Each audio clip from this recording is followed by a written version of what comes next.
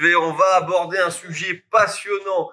L'inbound marketing vs l'outbound marketing. Je vais faire le tour de table et présentation. J'ai en face de moi Grégoire Gambato, fondateur de Germinal, 1m79,5, 15 000 followers et qui fait écrire ses posts LinkedIn par sa maman.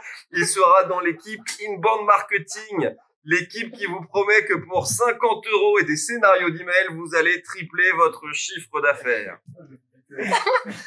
À ma gauche, j'ai Ariel Rosenblum, cofondateur de Dreamcatcher Sales, 1m80, plus de 10 000 calls à froid à son actif dans l'équipe Outbound.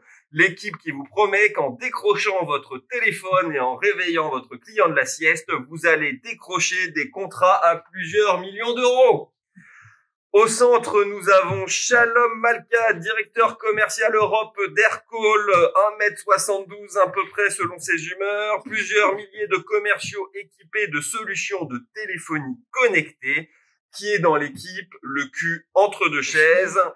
L'inbound, c'est bien, l'outbound, c'est bien aussi, du moment que ça commence ou que ça finit par un call. Quant à moi, votre arbitre du jour, Pierre Michel, qui vous promet d'être complètement partial et injuste dans l'animation de ce débat. Je me ferai aussi le porte-parole de vos questions qui seront envoyées par WhatsApp sur mon téléphone portable grâce à notre formidable régie et qui les sélectionnera sur le chat Zoom sur lequel vous êtes inscrits. Messieurs, que le match commence. Alors, pour lancer ce débat, j'aimerais faire un petit tour de table avec une question simple pour chacun d'entre vous. On va commencer par toi, Grégoire. Déjà, c'est quoi pour toi la définition de l'inbound marketing et ça sert à quoi?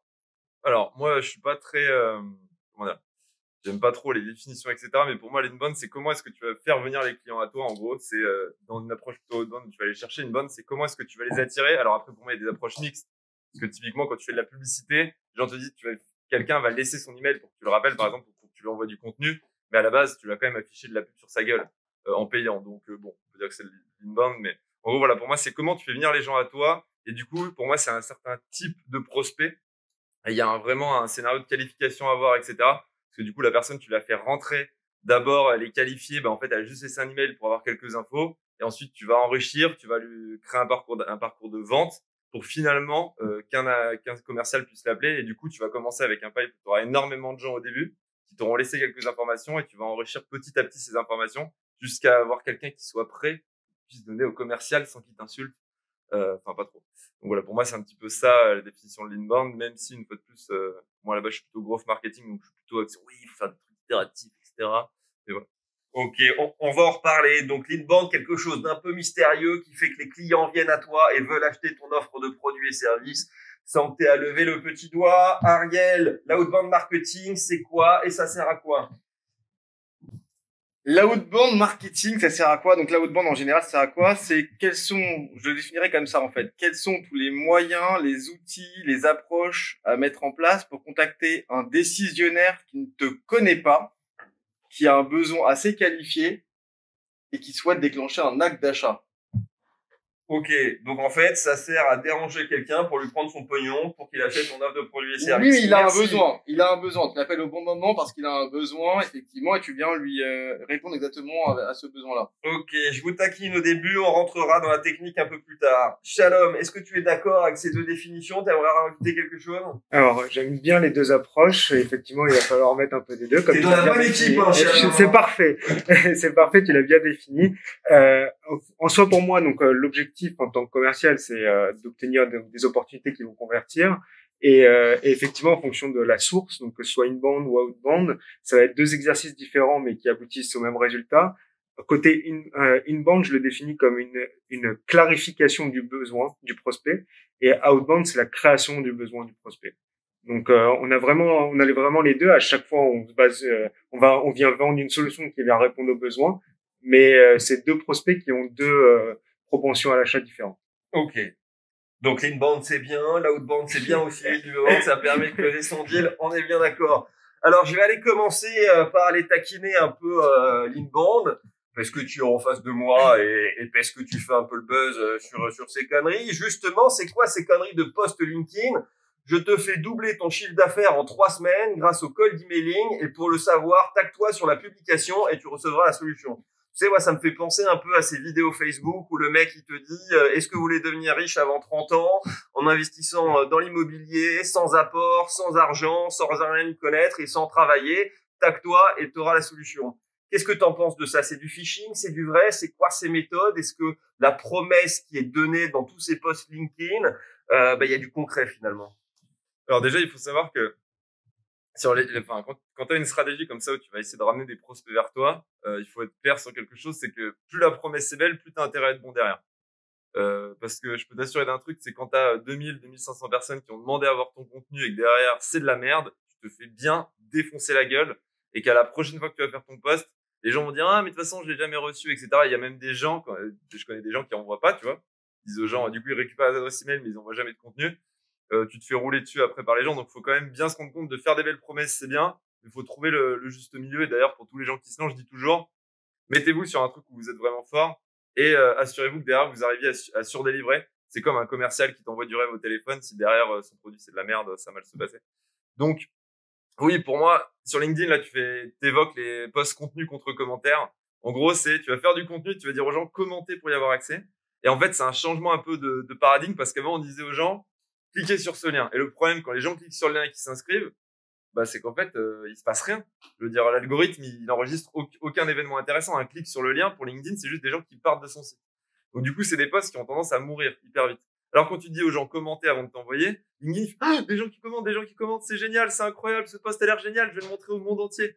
Donc, d'un côté, tu as des posts qui marchent à peu près, mais que personne ne voit, et de l'autre côté, tu as un post que tout le monde va voir, et où quand tu vas voir 1500, 2000, 3000 personnes qui ont commenté, tu vas dire, ouais, c'est incroyable, ce mec doit être hyper connu, son commentaire. Ça crée une peur de manquer, de te dire, si je commente pas, je vais louper ce truc incroyable. Donc, pour moi, en effet, faut pas aller trop loin. Et pour moi, à l'extrême, c'est les gens qui se filment à côté de leur piscine, en effet, avec une voiture qu'ils ont louée ou dans un jet qu'ils ont payé pour pouvoir y avoir accès 1 heure. Il faut faire attention parce que sinon tu te fais démolir et tu construis pas et tu construis pas cette confiance quoi. Et petit à petit, en fait, tu tires une balle dans le pied. Et pour moi, oui, il faut pas avoir honte aussi de jouer avec les algorithmes et de jouer avec les règles du jeu. Et j'ai beaucoup de boîtes qui me disent ouais, c'est des pièges à com. J'étais piège à con. Il faut pas commenter ce genre de trucs, etc. Si derrière les gens vous envoient de la valeur, vous leur dites, toi tu me donnes de la visibilité, en échange je te donne du contenu de qualité, c'est normal. Par contre, si la personne te donne de la visibilité et qu'en échange tu lui donnes rien, là il y a un problème. Mais cette promesse, parce que les promesses, lorsqu'on vend des solutions de marketing via ce type de post LinkedIn, sont quand même extrêmement fortes. C'est toujours en 7 mois, tu vas faire 300% de croissance, en 3 semaines, tu vas multiplier par 2 le nombre de leads entrants. On va reparler après derrière des techniques d'inbound, mais juste rapidement, est-ce que ces propositions de valeur existent? Est-ce qu'il y a des cas concrets finalement de clients de réussite qui en stagnant ont eu la solution miracle pour doubler effectivement ces leads entrants? Alors, oui, vraiment, tu vois, par exemple, moi, ma formation LinkedIn, au début, je l'ai lancée, on l'a fait à 100 balles, tu vois. Je m'étais dit, bon, je sais pas si ça va apporter de la valeur de ouf, donc on l'a fait pas cher, ça te fait rembourser. Et j'ai un mec qui m'a écrit, il m'a dit, gros, j'ai utilisé tes méthodes et je suis passé de 10 000 de reach par mois à j'ai fait 3 millions, genre en 6 mois. T'es en mode, quoi? Et tu regardes ses posts et tu vois qu'il a repris la technique, mais ces méthodes-là, elles te permettent de déverrouiller, elles te permettent d'aller de l'avant, mais il y a un moment, si ton produit est pourri, et si toi, t'as pas envie d'investir du temps, ça marchera pas. Donc, faut faire quand même attention à ce que tu disais sur délivrer, mais oui, dans certains cas, il y a des résultats qui sont incroyables. Après, comment est-ce que tu fais pour savoir si le mec se fout de ta gueule? Tu regardes la tronche de ses témoignages et tu contactes. Moi, ça m'est arrivé, je dis aux gens, moi, je mets des gens, je mets leur profil LinkedIn et si tu veux, tu peux le contacter et lui demander s'il a vraiment fait cette formation, si ça s'est vraiment bien passé. Et mais en effet, il faut faire attention quand même à pas surdélivrer. Et moi, j'ai tendance à être de plus en plus dans l'exagération, par exemple sur LinkedIn, parce que je vois que les résultats sont incroyables. Et au début, j'étais plus en mode, ok, on va lancer un truc, on va dire que c'est cool, mais sinon le retour de flamme, il peut être assez puissant. Ça marche. Avant d'aller plus loin dans l'outbound, je vais aller taquiner cette fois-ci un peu l'outbound. T'inquiète pas, je vais arriver à toi aussi, Shalom. Alors Ariel, c'est quoi ces conneries de dire que si tu veux gagner des gros deals, il y a que le téléphone qui fonctionne? C'est pas un peu vieillot tout ça? Moi, je pars du principe que il faut créer des liens du personnel avec ses clients et c'est cette confiance-là qui permet effectivement de pouvoir faire des ventes sur le long terme et donc du coup de closer des gros deals. Et ça, effectivement, ça passe notamment par le téléphone, par un contact humain. D'ailleurs, aujourd'hui, les chiffres le montrent. il y a très peu de personnes qui dépensent plus de 1000 euros sur un simple mail sans avoir vérifié qui est derrière, sans avoir vérifié en fait, ne serait-ce par un customer success ou par juste un rapport humain, que c'est bien vrai, qu'il y a bien une vraie solution derrière. Ils ont besoin d'avoir cette réassurance par l'humain. Donc le téléphone est indispensable selon moi, surtout si effectivement on veut faire des deals à plusieurs centaines, plusieurs millions d'euros. Et plus le deal est gros, plus l'humain est indispensable. Donc, ce que tu dis, c'est que finalement, aujourd'hui, là, on va parler en B2B, un client n'est pas prêt à acheter un deal à plus de 1000 balles s'il n'a pas eu un contact, soit un sales, soit un CSM qui va lui expliquer effectivement le produit. Est-ce que tu confirmes, toi, Shalom, par exemple, sur ton offre de produits et services? Est-ce que tu as déjà eu effectivement des actes d'achat sur des paniers importants, juste effectivement des techniques d'inbound? Sur des paniers importants, sur des paniers importants, effectivement, à un moment, à terme, il faut un contact humain, c'est hyper important, mais pour le coup, les deux parlent pas de la même chose. En fait, si on se base sur le funnel de vente, les techniques de Grégoire permettent de remplir le funnel de vente avec, en captant des prospects qui potentiellement pourraient être intéressés, ou en tout cas, juste au moins avoir des adresses email, compliant avec la RGPD, et du coup, Ariel, lui, arrive plus loin. Je sais pas si vous voyez Grégoire très bien son visage, mais il a eu un rictus très marqué quand on a parlé RGPD. Hein. Et Ariel arrive un peu plus au milieu du funnel de vente où il faut déjà créer cette relation avec le prospect. Effectivement, le téléphone, c'est le meilleur moyen parce que c'est le canal le plus chaud. Un email ou un commentaire, ça engage pas, c'est pas vraiment engageant, alors que le téléphone et une conversation, bah, ça permet d'aller plus loin dans les échanges et de créer une vraie relation humaine. Si je peux me permettre, Permets-toi. on peut avoir cette relation effectivement bien plus tôt effectivement dans la vente, ce que j'appelle moi le sniping sur une méthode de consultative selling ou de soft selling, c'est-à-dire pouvoir identifier effectivement un décisionnaire qui a déjà un besoin, et ça on peut l'identifier à travers différentes actions qu'il a pu faire sur le net, sur LinkedIn, des posts qu'il a pu mettre ou même différentes recherches qu'il a pu avoir. Il y a 50 000 outils sales qui nous permettent de pouvoir justement identifier un lead, de le scorer directement derrière, de pouvoir préparer effectivement notre approche et de pouvoir décrocher le téléphone pour avoir un rendez-vous qualifié et effectivement être le seul effectivement à proposer une vraie solution qui répond à son besoin parce qu'on a travaillé en amont justement cette approche consultative, cette approche qualitative envers ce prospect. Donc je pense qu'effectivement la vente peut se placer bien évidemment un peu plus loin, comme le disait Shalom, sur le cycle de vente, mais également très en amont dans le cycle de vente, depuis effectivement avant même qu'en fait le client sache qu'on va l'appeler. D'ailleurs, il ne sait pas qu'on va l'appeler en outbound. Mais nous, on sait quel est son besoin et on sait quelle est la solution qu'on va lui proposer pour pouvoir justement répondre à ce besoin-là en projetant un ROI sur ce même besoin. J'espère que j'ai été clair. Ouais, ça passe. Mais on va rééclairer ça tout à l'heure. Grégoire, est-ce que tu penses que une entreprise peut mettre tout son budget que sur une stratégie inbound en se disant que finalement, moi je suis pas d'accord. On peut vendre des offres de produits et services à plus de 1000 euros sans avoir une relation commerciale avec le client. Quand je dis relation commerciale, c'est vraiment relation physique. Alors pour moi, c'est un petit peu particulier. En fait, c'est un peu le problème de l'inbound. Pour moi, c'est un petit peu la question du lac et du fait de pêcher. En fait, quand tu as une stratégie où tu as une grosse notoriété, et parfois en inbound, tu vas avoir énormément de gens qui te connaissent, qui vont télécharger tes livres blancs, etc. Tu te retrouves avec un lac qui peut être immense, tous les gens qui te connaissent. Et là où en fait, en outbound, des fois t'es là, t'es dans ta mare et t'essaies de pêcher, tu retournes les cailloux, tu vas chercher les mecs. Moi, j'ai le lac du Bourget, tu vois. Et le problème, c'est qu'à un moment, il faut quand même pêcher. Donc, faut quand même faire attention à se dire, est-ce que j'arrive à convertir les gens? Et en effet, des fois, le dernier point de contact, t'es obligé d'avoir la personne au téléphone. Et il faut pas le sous-estimer. Parce que nous, à un moment, on avait vraiment énormément de gens nous connaissaient. Et juste, on se dit, et on était en mode, c'est bon, les gens, ça va finir par tomber. Mais des fois, les gens, faut quand même les appeler. Faut quand même passer un petit coup de téléphone. À la fin, il faut quand même conclure le dernier truc. Mais ça demande un effort qui est beaucoup plus faible que dans une stratégie d'outbound. Donc, je pense qu'on peut avoir une stratégie qui est basée à 90% sur l'inbound, mais qu'à la fin, il faut quand même ce contact humain. Il faut quand même qu'il y ait quelqu'un qui prenne son téléphone et que sinon, tu loupes énormément d'opportunités.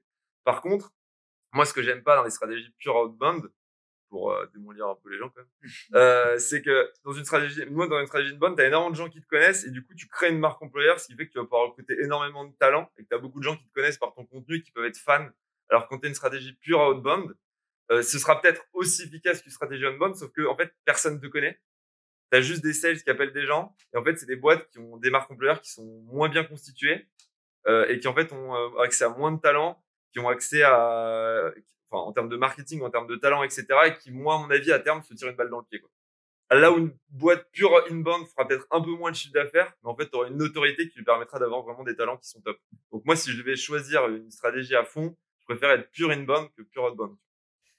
Ok, on va en reparler parce qu'il y a des exemples et des contre-exemples. On pourra citer Xerox effectivement sur la grande école, l'école de vente qui fait extrêmement peu d'inbound, etc. Mais avant, j'ai envie d'aller taquiner un peu Shalom. Alors Shalom, t'as été un des premiers collaborateurs d'Aircall, hein. Vous étiez 5 quand t'es arrivé, vous êtes 400 aujourd'hui. Moi personnellement, j'aurais eu un peu de mal à y croire parce que c'est pas un peu vieillot d'investir sur des sujets de télécom aujourd'hui en 2020-2021. On est là, on parle d'intelligence artificielle, de chatbot, d'inbound marketing, etc. Et en fait, vous avez dit, bah en fait, on va vendre une sélection de téléphonie. Bon, on va la mettre sur Internet, comme ça, si jamais on a une coupure Internet, ça marche pas. Si jamais ça lag, ça marche pas. C'était quoi l'intérêt d'Aircall? Parce que vous équipez quand même des milliers de commerciaux, des milliers de CSM. Alors, j'aime bien le challenge de la question. Du coup, bah, les deux l'ont dit. À un moment ou à un autre, il faut faire du téléphone pour convertir le prospect ou pour avoir cet échange humain. C'est valable en sales, c'est valable dans d'autres départements, et donc c'est ça qu'on vient. C'était le premier objectif, c'est qu'a priori tout le monde utilise le téléphone, donc il y avait quelque chose à faire.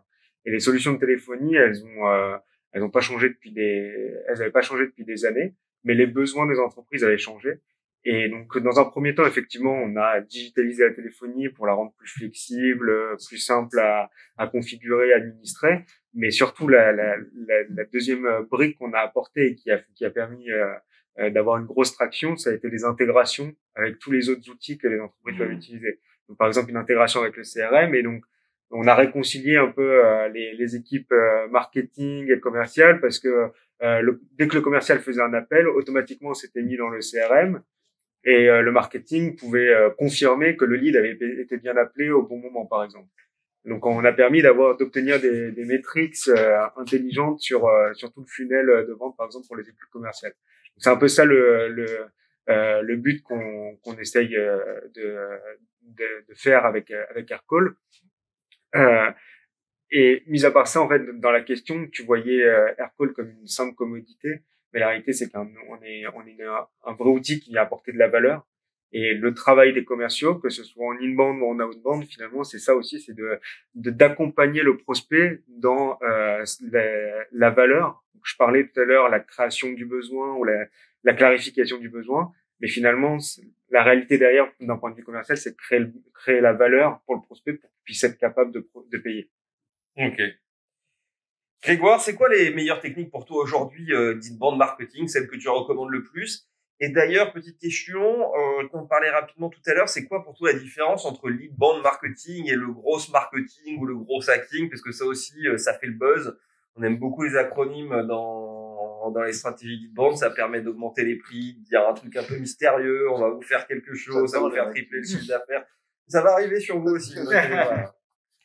Bah déjà pour passer ta question pas intéressante et non je vais attaquer directement sur les stratégies qui marchent le mieux. Alors il faut savoir que en gros forcément tu vois par exemple il faut savoir que quand tu as une stratégie de demande, ce que tu dis sur la promesse, soit si tu restes en concurrence et tu restes face aux autres, tu es obligé de te promettre, surpromettre, encore surpromettre, encore surpromettre. C'est comme ça que tu arrives à des situations où les gens te disent que sans apport, avec seulement 100 € par mois, dans 3 ans ils sont propriétaires d'un 50 mètres carrés à Paris. Parce que en fait t'arrives pas à te différencier. L'inbound, pour moi, il y a deux choses. Un, il faut arriver à trouver des canaux que les gens n'utilisent pas. Donc, des canaux d'acquisition qui sont nouveaux. Et par exemple, on l'a vu à l'échelle, un truc qui a fait un changement, qui a fait changer le monde c'est le Covid, sur la partie, par exemple, webinaire. Aujourd'hui, c'est devenu un truc qui a saturé, mais sur les premières semaines, c'est un truc qui a hyper bien marché parce que c'était un truc nouveau et qu'il y a eu un changement. La plupart du temps, les changements, ils sont pas aussi rudes que ça, en fait. C'est pas genre du jour au lendemain, un truc va devenir hyper bien du jour au lendemain parce que il y a un confinement. Donc les changements, il faut les sentir, il faut arriver à se positionner en avance sur des canaux, et c'est en faisant des tests qui vont grossir plus tard et se mettre dans une position de leadership sur la partie inbound. Donc par exemple, en ce moment, ce qui marche très bien, ça marche un peu moins bien, mais par exemple se positionner sur LinkedIn.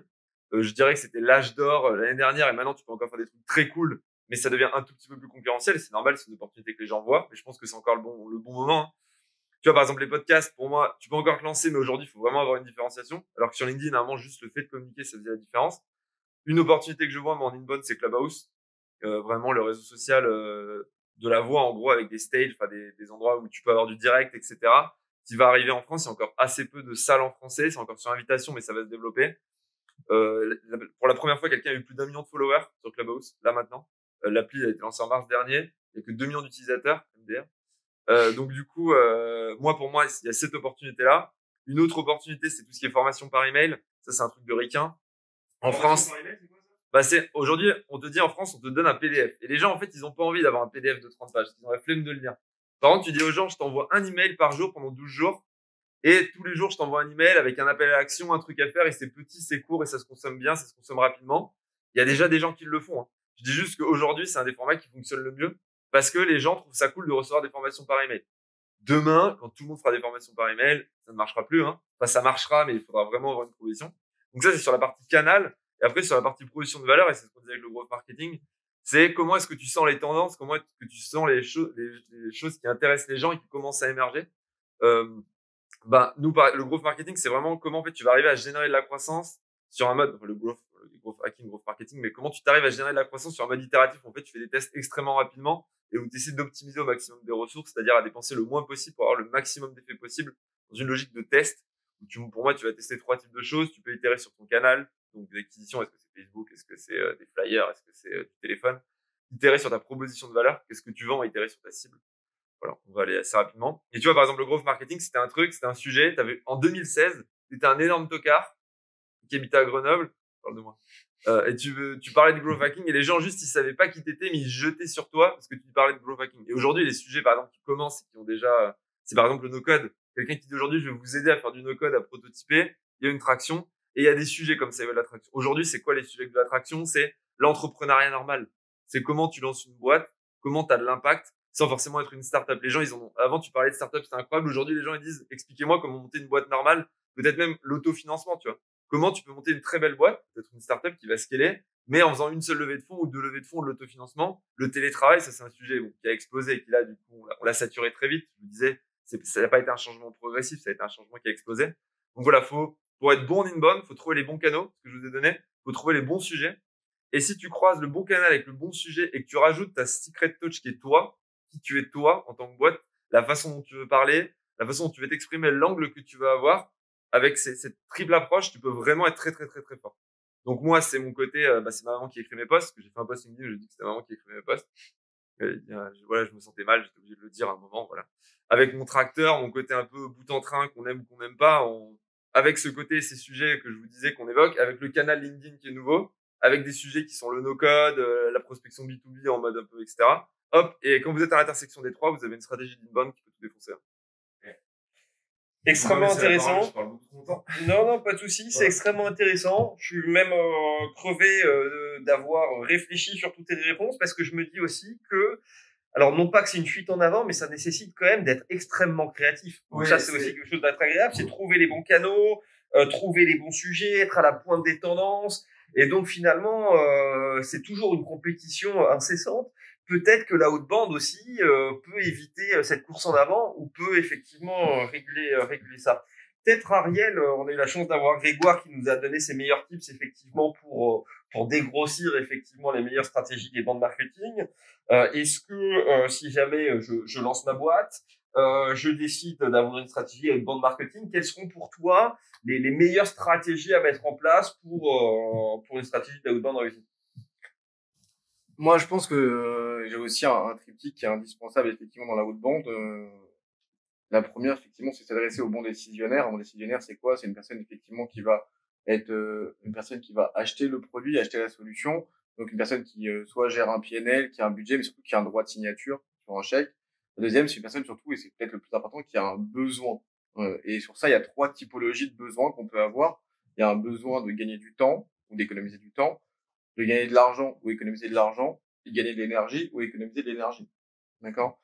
Et la dernière, c'est vérifier l'intensité du besoin. L'intensité du besoin, c'est est-ce que j'ai besoin effectivement d'acheter cette solution ou de répondre à ce pain point, ce point de douleur maintenant, avant-hier ou après-demain. Et par rapport à justement ces trois métriques, ces trois KPI, on va pouvoir effectivement mettre en place une stratégie de prospection qui va être efficiente, très ciblée et qui va être très qualitative. Aujourd'hui, effectivement, la outbound a une vocation à être sur du qualitatif, très quali. Alors, la quanti, effectivement, c'est déjà passé. C'est ce qui permet effectivement, c'est ce qu'on appelle aujourd'hui, d'ailleurs, le cold calling. D'ailleurs, on est vraiment aujourd'hui sur une stratégie de warm calling, parce qu'avant de décrocher son téléphone, on va vraiment s'assurer qu'on parle bien à la bonne personne et que c'est bien le bon besoin sur lequel effectivement on va pouvoir proposer notre solution. Et même, on va même rajouter une dernière couche pour effectivement avoir ce côté consultative selling, c'est quel est le ROI, donc le retour sur investissement, que je vais pouvoir proposer à mon prospect pour qu'il puisse justement acheter ma solution. Et c'est dans cette démarche-là, mais sur une démarche effectivement consultative de soft selling. Ok, donc ce que tu dis, c'est qu'aujourd'hui, si je mets en place une stratégie d'outbound, il ne faut pas que j'imagine ma stratégie pour faire du mass calling, c'est-à-dire vraiment de la prospection en masse tapée au hasard, mais vraiment uniquement du sniping sur des prospects clairement identifiés, sur lesquels je vais vraiment qualifier le besoin, prendre le temps, gérer bien effectivement tout le cycle de vente. Mais ça nécessite aussi derrière de travailler sur des gros paniers moyens ou alors de la vente au volume. C'est-à-dire que si je vends de la licence SaaS sur une cible TPE, PME à 10 balles la licence, ça serait pas rentable à ce moment-là, effectivement, d'avoir des sales. Il faudrait tout miser sur l'outbound. C'est une très bonne question. La outbound, alors je vais répondre à une partie également de la première question qui est, lorsque je crée ma boîte, est-ce que la outbound est indispensable? Je vais aller un peu plus loin, c'est que la outbound est indispensable pour pouvoir faire de l'inbound derrière.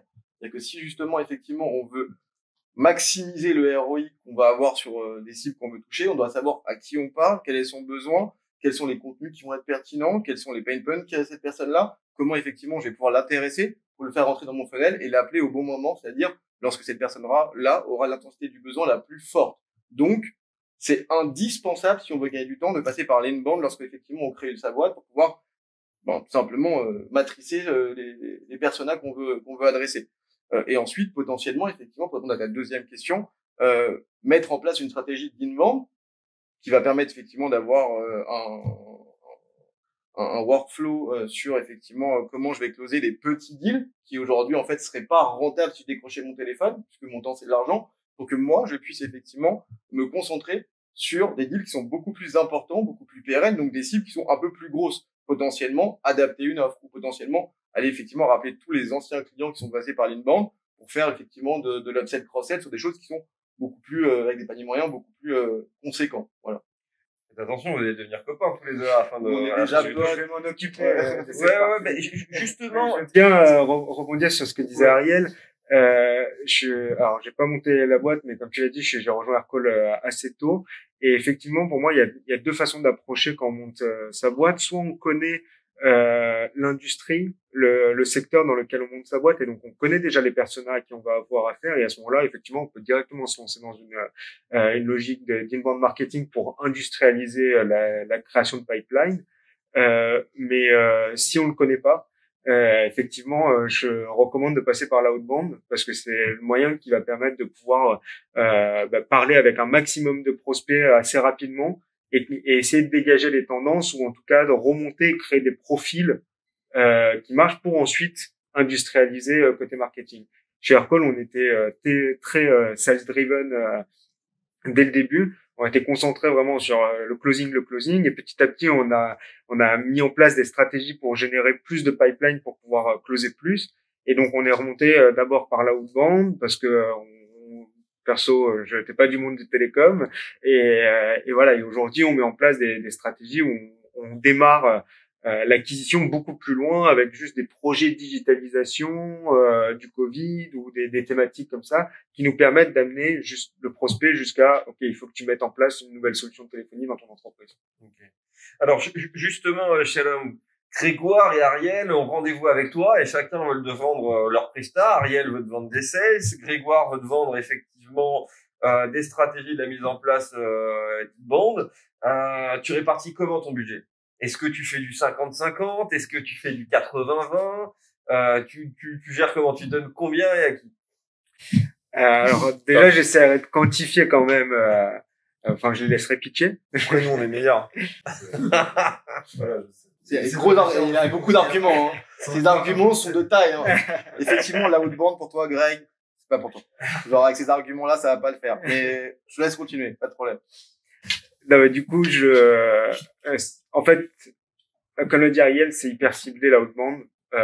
Bien sûr, faut pas s'essouffler à appeler si on est sur des PME, les 200 000 PME qui existent en France. Enfin, psychologiquement c'est fatigant parce qu'il y en a un grand nombre qui vont jamais décrocher le téléphone et ou nous envoyer balader. Donc du coup, faut concentrer ses efforts. Et donc, on va concentrer sur ces efforts sur des leads qui sont assez chauds déjà. Ariel a parlé par exemple du lead scoring. Ça permet de placer une barre de leads qui sont assez chauds pour être appelés et convertis en clients. Et avant ça, du coup, combien de leads faut que je crée pour pouvoir donner à mes équipes? En fait, moi, je prendrais vraiment mon funnel, j'analyserais combien j'ai besoin de prospects à chaque étape de mon funnel, les taux de conversion qu'il y a entre chaque, et je mettrai des objectifs, et ensuite, en fonction de ces objectifs-là, je peux allouer un budget. Ok. Donc en fait, t'as pas vraiment répondu à ma question, quoi. Par exemple, chez Aircall. Ça dépend, c'est quoi ton budget? Si. Non, mais si t'avais un budget de, je sais pas, 1 million d'euros l'année prochaine à dépenser effectivement sur du newbies. Ouais. Est-ce qu'aujourd'hui tu ferais du 500K sur de la outbound, 500K sur l'inbound? Comment tu verrais les choses instinctivement? Ça fait quand même 5 ans que t'es chez Aircall, il y a 100 commerciaux maintenant chez Aircall, t'étais un des premiers. Tu dois avoir un peu cette sensibilité-là, quoi. Du coup, forcément, on va mettre peut-être un peu plus de budget au début du funnel pour pouvoir générer plus de leads, en faisant attention bien sûr de la rentabilité du coût par acquisition de leads. Mais je mettrai un peu plus de budget au début du funnel parce qu'on sait qu'on a une perte après dans la conversion. Et donc, si je veux avoir le bon montant, forcément, tu faut en générer plus de ce côté-là, quoi, au début du funnel. Ok. Donc 60-40 en gros. Voilà, globalement. Ok. Mais j'ai l'impression, Ariel, Grégoire, vous allez me le dire, parce que vous travaillez chacun avec la frustration des équipes différentes. C'est-à-dire qu'Ariel, quand il place des sales, les sales y râlent parce qu'il n'y a pas de stratégie d'inbound et ils sont obligés de se taper tout LinkedIn ou les pages jaunes pour trouver des personnes à qui appeler. À l'inverse, vous faites des strats de la mise en place d'inbound chez des clients. Vous leur apportez du lead qualifié, mais il n'y a pas de sales suffisamment en nombre et suffisamment de qualité pour les closer. Alors, comment on peut organiser effectivement votre intervention tous les deux chez Aircall? Là, je suis en train de leur négocier le contrat pour... Tu veux répondre, Greg? Non, mais oui. Parce qu'on est excellents tous les deux. C'est ça? Exactement. Non, mais j'étais sales, hein, putain, attends, quand même. On l'a pas dit parce que c'est casse-tête. Toi, dans l'idéal, qu'est-ce que t'attends des équipes commerciales quand t'interviens? Je te poserai exactement la même question. Moi, la frustration qu'on a, nous, en tant qu'équipe qui génère du lead, et c'est pareil pour nous, c'est quand on n'a pas les retours des commerciaux.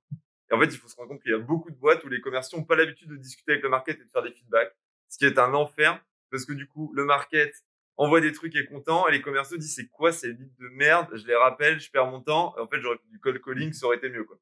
Et en gros, ils sont là, genre, mais votre stratégie de bonne, ça sert à rien, parce qu'en fait, vous me générez des leads qui sont moins bons que si je les avais appelés. Et donc là, en effet, on peut se faire insulter. Donc, il faut vraiment qu'il y ait cette boucle. Et moi, je sais, par exemple, on fait un point qu'on appelle le point revenu chez Germinal, où en gros, les sales discutent avec le market chaque semaine, et chaque semaine, ils font des retours sur les leads.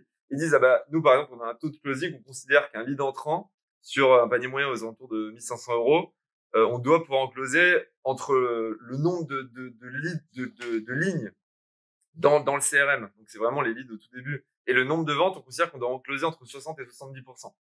Sinon, c'est des gens qui ont été travaillés avant, mais le nombre de personnes qui ont donné ça. Et du coup, ils font des feedbacks, ils disent, cette semaine, on est à 45 parce que tel type de leads sont mauvais. Donc, du coup, on va remettre en place, on va poser d'autres questions. Et par exemple, des fois, on rajoute des questions, on enlève des questions.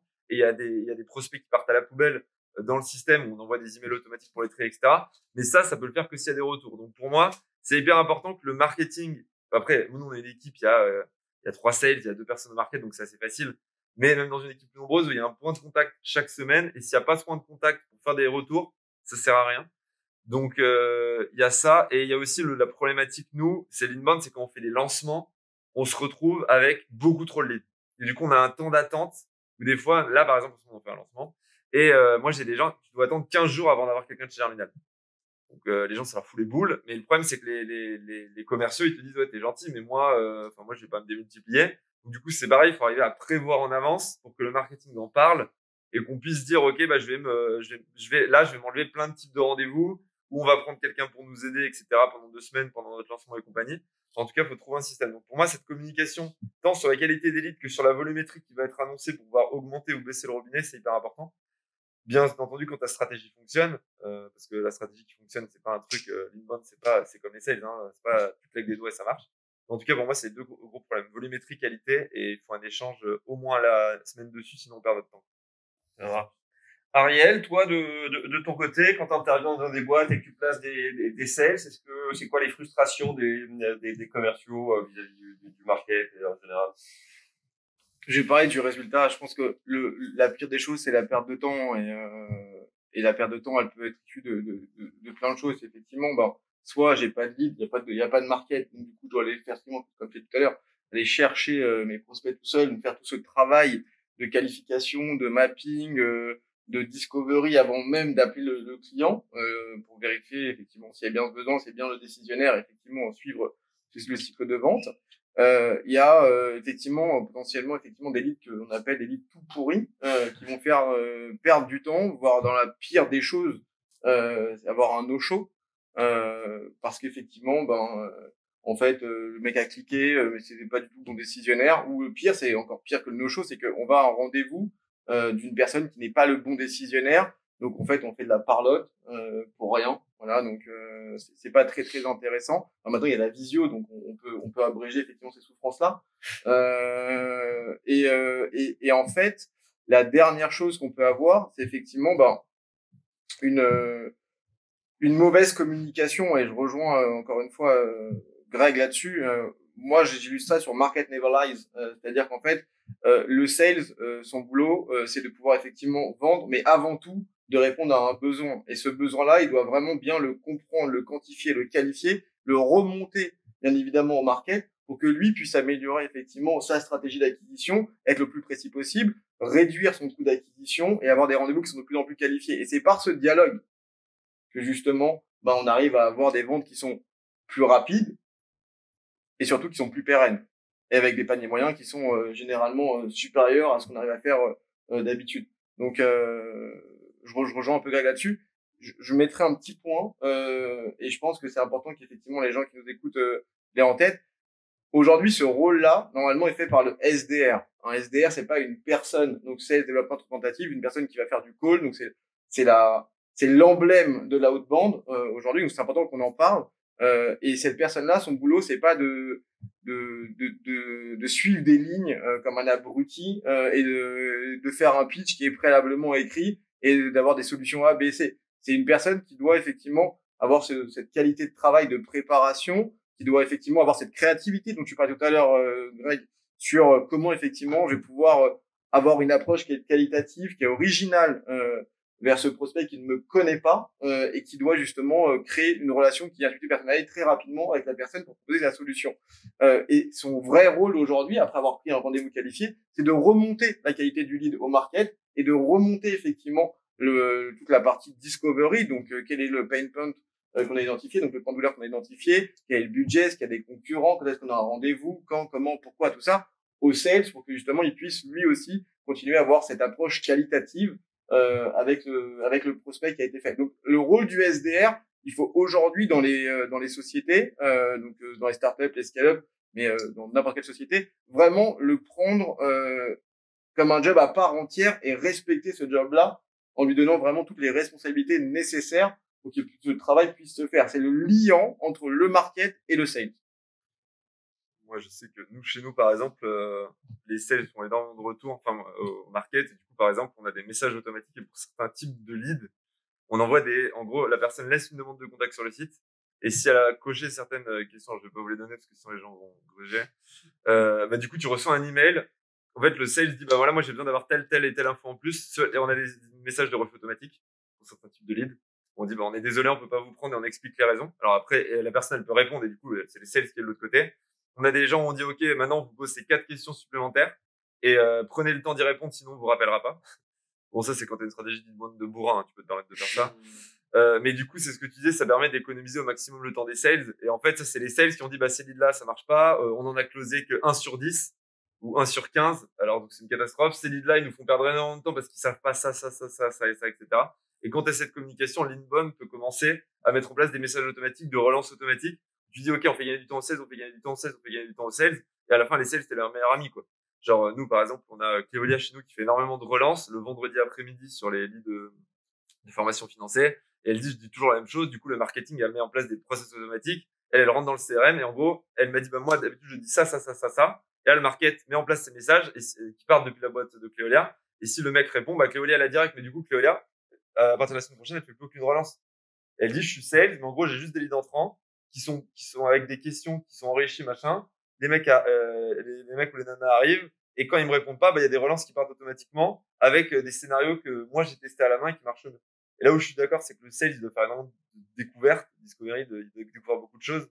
Et que si tes sales te donnent pas des infos, en effet, le market, mais des fois, l'inbound, on tombe complètement à côté. Moi, à une époque, je générais les leads que je closais moi-même. Et des fois, je me disais, mais c'est quoi cette de merde, quoi. Enfin, c'était des gens très sympathiques, mais ils m'avaient fait perdre 1 heure au téléphone, quoi.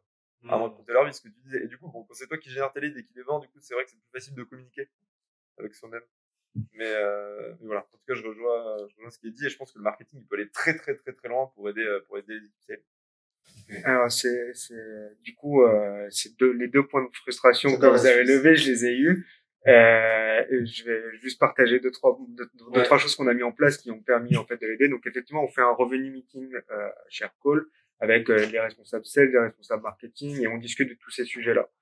En fait, le plus gros point de frustration, c'est que le funnel marketing se termine quand celui sales commence. Et on a les SDR qui sont dans l'overlap.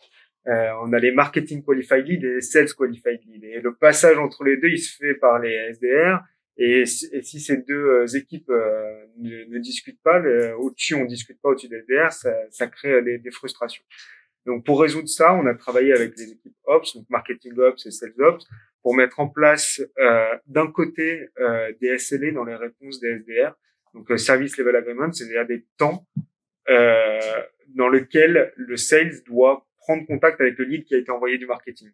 Et en fonction de la source, par exemple, si c'était une demande de démo, ça doit être contacté dans les quelques minutes qui suivent. Si c'est le téléchargement d'un e-book, ça peut prendre un peu plus de temps, etc. Ça peut aller jusqu'à 24 heures, une semaine, etc. Et en tout cas, ça nous permet d'assurer au marketing que tous les leads vont être traités en temps et en heure. Et côté sales, pour pouvoir s'assurer de la qualité des leads qui sont envoyés et pouvoir donner du bon feedback côté marketing, on a mis en place en fait une méthode de qualification.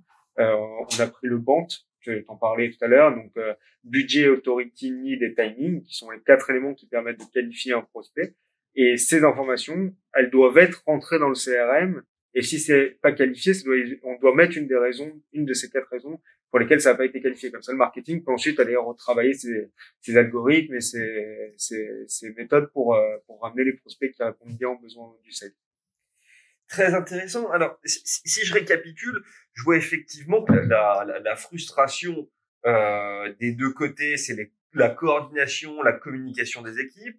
Tu me dis effectivement que ça, dans les boîtes, c'est une vraie problématique sur laquelle vous avez réfléchi, sur laquelle vous avez essayé de mettre en place des process. On voit qu'aujourd'hui, finalement, sur ce plus gros problème des équipes, du lien entre les équipes marketing et communication, c'est le SDR qui a donc un métier qui est extrêmement technique.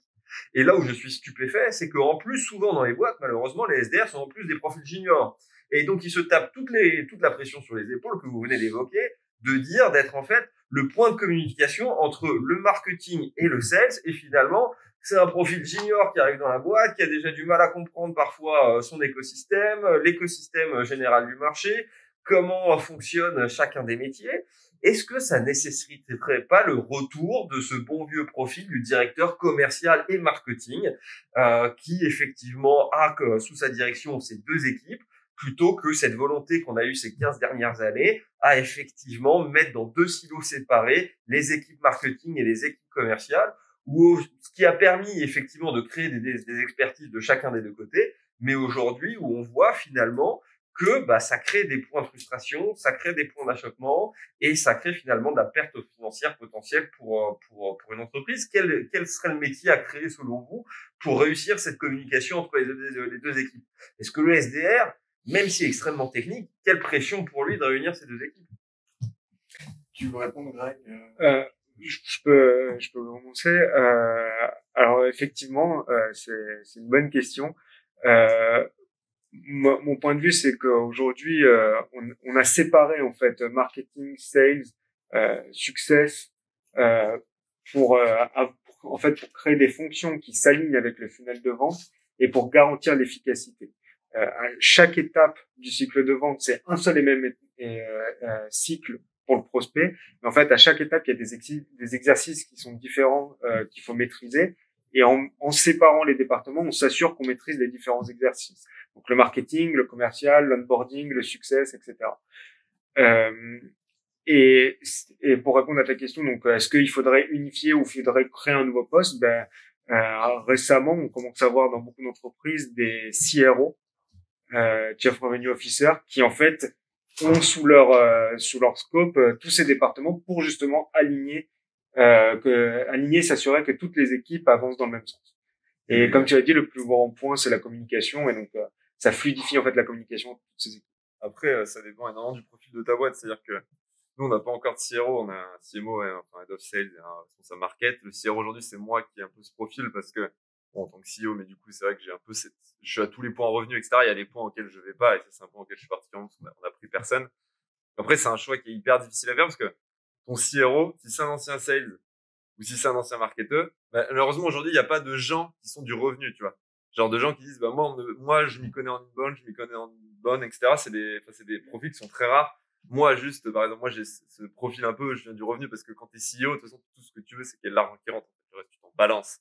Je veux dire que ce soit des mecs qui mettent leur carte bleue, qui font des trucs financés, que tu dois se prendre ton téléphone, que tu dois faire un post LinkedIn, c'est la victoire ou la mort, hein. Donc, moi, du coup, j'ai ce profil-là. Parce que j'ai vendu le premier 1,5 million de ventes, j'ai fait tout seul, Germinal, tout seul, parce que personne d'autre, hein, il n'y a pas d'équipe, donc après on a recruté, etc. Mais en gros, pour moi, on a fait le CRO, c'est important, mais il faut voir est-ce que tu es plutôt inbound ou outbound, et on a beau le dire, c'est quand même important de dire, il y a des profils de boîtes qui sont différents, il y a des types de business qui sont différents, et chez nous, par exemple, on sera toujours plus inbound, c'est sûr, un peu plus, ce sera peut-être, aujourd'hui on est peut-être 70-30, peut-être que demain on sera 60-40. Mais en tout cas, du coup, ça t'aide à choisir le profil de la personne. Alors peut-être que c'est des choses qui vont changer, je ne sais pas à l'avenir, mais en tout cas, c'est un poste qui est compliqué il faut arriver à trouver le bon mix. Parce que si c'est pas la bonne personne, ça va changer complètement ta boîte. Et je pense que quand c'est un sales qui est en charge du taf, un commercial, ou quand c'est un marketeur, c'est pas du tout la même chose, c'est pas du tout la même façon de penser, c'est pas du tout les mêmes actions. Peut-être que dans 10 ans, il y aura des gens qui seront du pur revenu et qui ont vraiment fait les deux et qu'on aura des parcours qui seront intéressants. Mais ça va prendre du temps vu que c'est des postes qui sont en train de se créer. Donc voilà, moi, c'est un petit peu mon avis sur la question, c'est qu'il faut quand même faire attention à ça. Et moi, ce que je recommande pour les jeunes boîtes au début, c'est vraiment de prendre des gens. Prenez pas quelqu'un qui fait tout.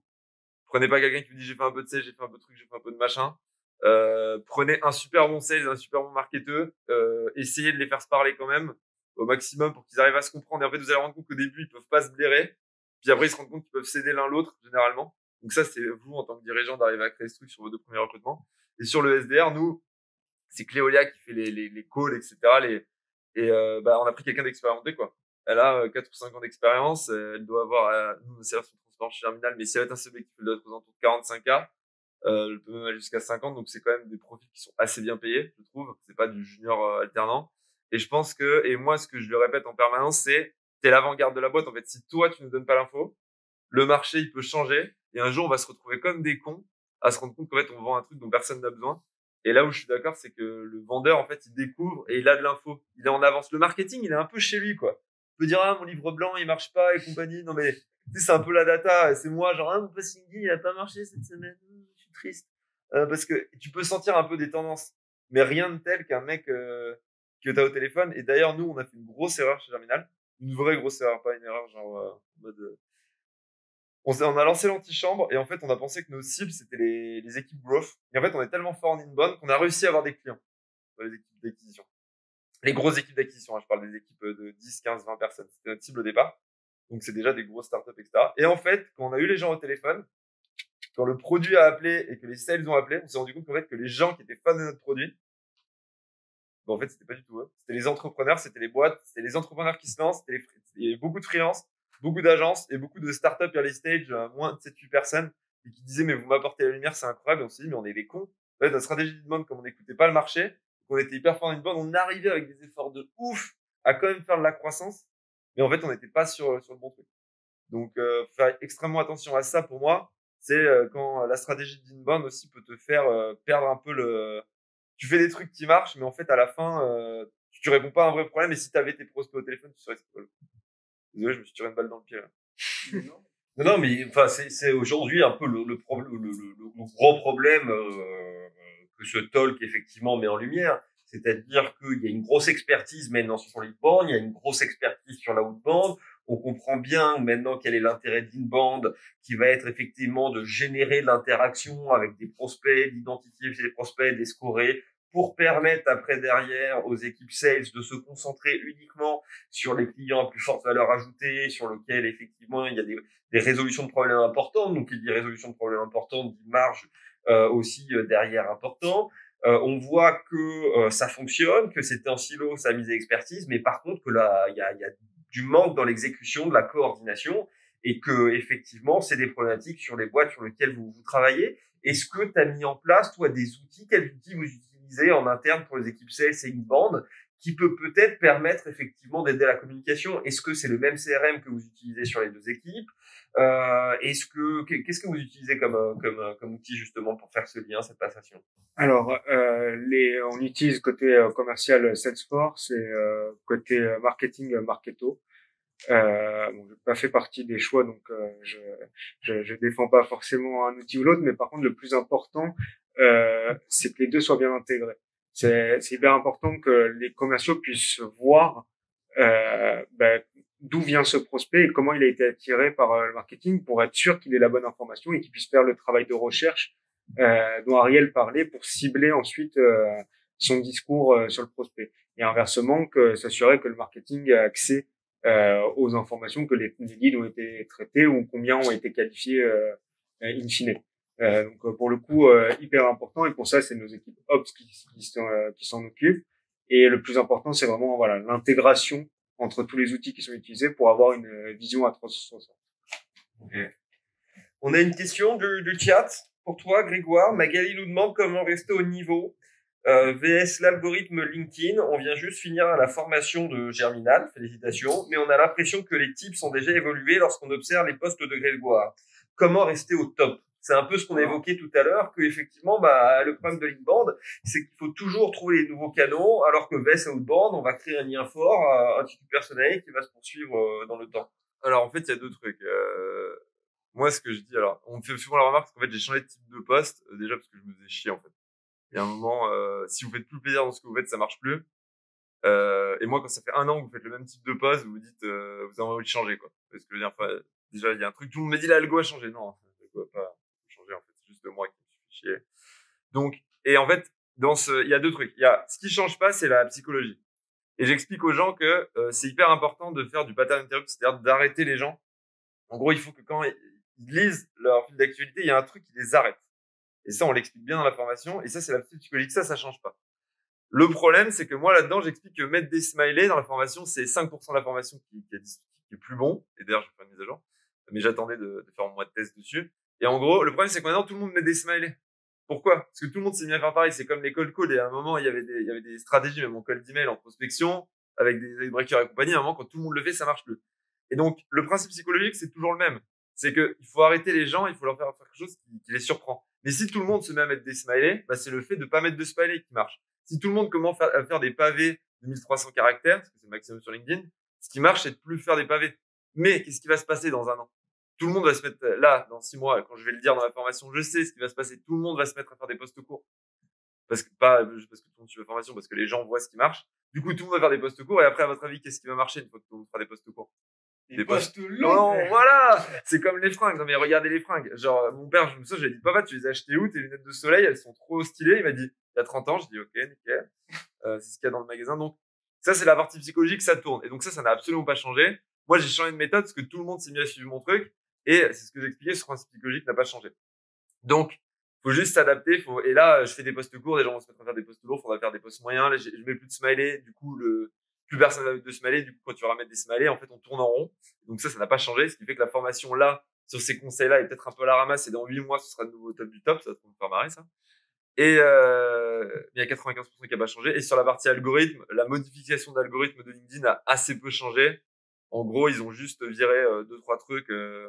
Avant, vous pouviez copier-coller des posts. Ça, c'est un truc qui a changé. Maintenant, quand vous copiez-coller un post, ça marche plus. Donc ça, ils l'ont changé parce que c'était un énorme abus. Mais sinon, pour la suite, les gens ont l'impression qu'il y a moins de reach, mais c'est juste qu'en fait, il y a beaucoup plus de gens qui publient. Et en fait, moi, au début, je pensais que c'était dû à un changement d'algorithme avec la mise à jour, mais c'est juste qu'en fait, il y a tellement de gens qui se sont mis à publier que maintenant, comme vous avez la même demande, mais vous avez beaucoup plus d'offres, du coup, les prix ont baissé, quoi. C'est mécanique. Donc, du coup, avant, vous faisiez un post, vous aviez facilement 15 000 de portée. Maintenant, vous allez avoir 11 000, 12 000.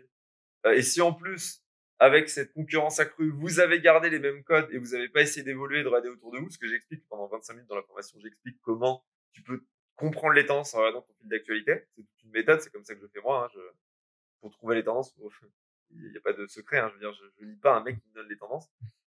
Et du coup, si vous n'avez pas changé de méthode et que du coup, vous attirez plus les gens sur le côté psychologique et qu'en plus, l'algorithme vous a mis un peu moins de reach, du coup, vous pouvez diviser par 2 votre portée.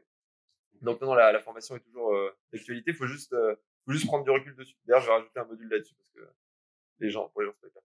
Ça marche. Ariel, j'ai envie de te poser la même question. Comment rester au top dans sa prospection téléphonique? C'est quoi effectivement ce qui marche dans la relation à mettre en place avec son interlocuteur? Est-ce qu'il faut être aujourd'hui très familier? Est-ce qu'au contraire, pour casser les codes, comme tout le monde est familier, il faudrait être un peu plus traditionnel? C'est quoi tes petites techniques, tes petits tips quand tu colles? Moi, il y a un truc qui est indispensable, de toute façon, c'est une des valeurs de Dreamcatcher Sales, et tu la connais mieux que moi, c'est Be Yourself. Et on l'a également dans la partie inbound, quand Grégoire dit ce qu'il veut quitter en gros sur la toile, sur LinkedIn, au téléphone, c'est pareil. Après, encore une fois, on peut rester qui on est en adaptant notre discours par rapport avec qui on parle. La personne avec qui on parle, on va pas parler de la même façon quand on parle à Olivier Abécassis, le CEO de Unify Group, qui pèse plusieurs centaines plusieurs milliards, clairement, avec un CEO d'une scale-up ou d'une startup, peu importe, tout en gardant le même respect, tout en gardant les mêmes points en fait d'attention. On va juste adapter nos discours pour pouvoir se mettre au même niveau. D'ailleurs, en fait, ce que je recommande toujours, c'est de se mettre au même niveau que son interlocuteur par rapport effectivement à qui il est, à son rang entre guillemets. Si c'est un CEO, c'est un CFO, si c'est un C-level, si c'est juste si c'est un collaborateur, peu importe qui il est, se mettre au même niveau pour qu'effectivement il y ait le même niveau de discours, pour qu'on puisse se comprendre, et surtout pas être en dessous, ni au-dessus, ni en dessous. Il n'y a pas de lien de supériorité ni d'infériorité. On est qui on est et on vient proposer en fait de la valeur. Donc en fait, moi quand j'appelle quelqu'un, j'ai rien à vendre.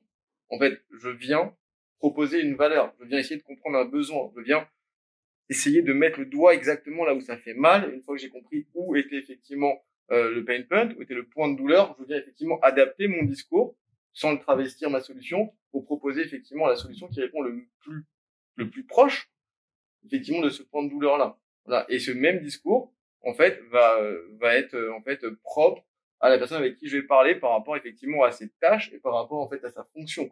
Un CEO n'a pas les mêmes besoins qu'un CSO, n'a pas les mêmes besoins qu'un CFO, n'a pas les mêmes besoins qu'un CMO. Mais par contre, ma solution, elle, reste identique. Donc ça veut dire que si je mets un masque du sales, oui, bonjour, je m'appelle Ariel Rosenblum, Dreamcatcher Sales, blablabla. Déjà, ça sent que c'est du fake. Et le téléphone, la perception au téléphone, et tu dois le savoir mieux que personne, Shalom, en fait, on sent le fake, on sent qu'il y a un truc bizarre, et en fait, personne n'achète quelque chose qui est bizarre. D'ailleurs, c'est pour ça que s'il y a effectivement un post bizarre, la première chose que vont faire les gens, c'est appeler le numéro de téléphone pour voir si c'est vraiment vrai, pour voir si effectivement il y a vraiment une vraie proposition de valeur derrière. Donc, être honnête, c'est indispensable. Et ensuite, si effectivement il y a des mots qui sont déjà pré-mâchés avec un discours qui est pré-mâché, alors en fait, ça sort pas du cœur. C'est pas soi-même. Donc du coup, pareil, il va avoir un côté bizarre. Chaque bizarrerie, en fait, réduit le cycle de vente à néant. C'est comme ça que très rapidement, on se trouve avec je suis en réunion. Parce que les grands comptes sont toujours en réunion. Les C-level sont toujours en réunion. Et l'important, c'est pas effectivement d'être le plus pushy possible. L'important, c'est d'être le plus inventif possible. Donc, remettre en question également ces méthodes, ces approches, pour être justement le plus pertinent possible. Une des méthodes d'outbound aujourd'hui qui marche le mieux, je le dis parce que genre elle va être hyper utilisée ces prochains jours et je pense que la Poste va être content, c'est le courrier. Qui est-ce qui vous recevez combien oui, c'était Ouais. évident que tu le fais. C'était un truc de grosse marketeur, c'était évident que tu fais On comme fait ça. des courriers, ouais, ça depuis un an et demi. Ouais, mais parce que personne ne le fait. Et ça marche pas. Mais oui, parce qu'aujourd'hui en fait, n'importe quel C-level reçoit à peu près, on va dire plus de 150 mails par jour, sans compter les spams, d'accord? Donc c'est les réunions, des réunions de réunions, les débriefs de réunions, et parfois il y a un mail important, ah il y a ma femme qui m'a envoyé ça, machin, non. D'accord. Mais combien il y a de C-level qui reçoivent un courrier sur leur bureau avec une belle lettre écrite à la main? Ils en reçoivent quasiment pas. Donc du coup en fait on est sûr d'être traité. Et on est sûr effectivement de pouvoir attirer l'attention, mais derrière pareil encore une fois, s'il n'y a pas une proposition de valeur qui est pertinente pour effectivement décrocher un rendez-vous qualifié et effectivement attirer l'attention de notre prospect, il y a aucun intérêt d'envoyer ce courrier-là. Ok, donc si je récapitule cette réponse, on a la chose très complète. Pour effectivement faire de la bonne prospection, il faut le faire avec son unicité, sa personnalité, Ouais. son propre style, ne pas être un copier-coller du style des autres, s'adresser à son interlocuteur d'égal à égal, que ça soit un CEO, un C-level, même si on est nouveau collaborateur, qu'on soit extrêmement technique, puisqu'on va être là pour comprendre le problème, appuyer où ça fait mal, pour après derrière proposer une solution, toujours s'améliorer en continu, et enfin être créatif, là où effectivement on sait qu'en inbound il faut être très créatif. C'est vrai qu'en sales on a moins l'impression qu'effectivement les sales doivent être créatifs. Grégoire, tu veux rebondir dessus? Ouais, moi c'est un truc, tu sais, moi quand je me suis lancé, on m'a dit, je suis un petit gars de la campagne, on m'a dit, mais tu sais Grégoire, si tu vas en short, pas rasé, en t-shirt, t'as aucune chance de vendre, quoi, en B2B. Genre rentre chez toi, enfin genre, c'est pas des très bons conseils, on est d'accord, mais et moi je suis arrivé, je me souviens, j'avais fait un rendez-vous avec le CEO de la Société Générale Assurance. Bon, j'y suis allé en short, c'est peut-être un peu too much. Mais au moins je crois qu'il m'a capté. Et du coup, il faut trouver qui on est. En effet, tu sais ce qu'on appelle un monopole personnel. En fait, tu crées un monopole. C'est-à-dire, tu crées, tant en inbound qu'en outbound, tu crées la personne avec laquelle tout le monde a envie d'avoir si tu as ce champ d'expertise, le bon canal, etc. Mais surtout, t'es qui tu es. Tu dis, OK, moi, je suis un mec qui parle trop fort, qui jure la moitié du temps. Enfin, j'ai mon style, quoi. Je suis hyper, comment on dit, spontané. Enfin, je dis ce que je pense. Et on se dit, pourquoi il dit ça? Et après, moi aussi, je me dis, pourquoi j'ai dit ça? Mais du coup, c'est un ensemble qui fait qu'en fait, c'est plein de choses qui sont désagréables et qu'en fait, il y a plein de gens qui trouvent ça horrible. Et je pense qu'il y a plein de gens ici qui se disent, putain, heureusement qu'il a son truc pour pas qu'il me positionne dessus. Mais à la fin, et je mets des malaises aussi, c'est ma spécialité.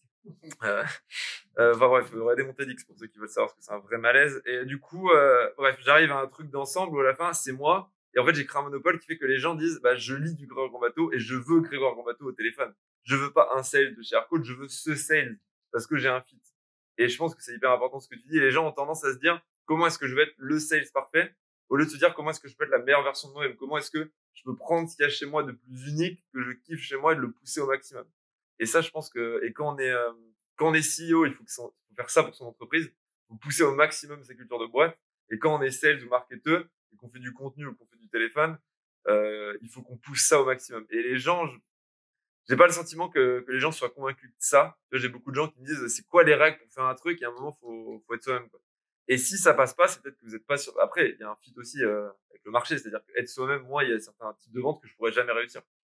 Parce que j'ai pas les codes. Mais tant pis, en fait, j'ai changé de business. Enfin, j'ai changé de secteur d'activité.